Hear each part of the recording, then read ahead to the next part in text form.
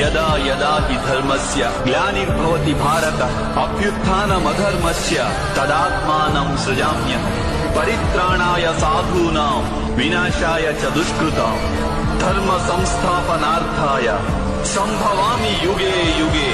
ఎప్పుడెప్పుడు ధర్మానికి హాని జరుగుతుందో, ఎప్పుడెప్పుడు అధర్మం వృద్ధి చెందుతుందో అప్పుడప్పుడు సత్పురుషులను ఉద్ధరించేందుకు, అధర్మపరుల వినాశనానికి, ధర్మాన్ని పునఃస్థాపించేందుకై నేను జన్మిస్తుంటాను. నేనే నాశనం లేని పరమాత్మను.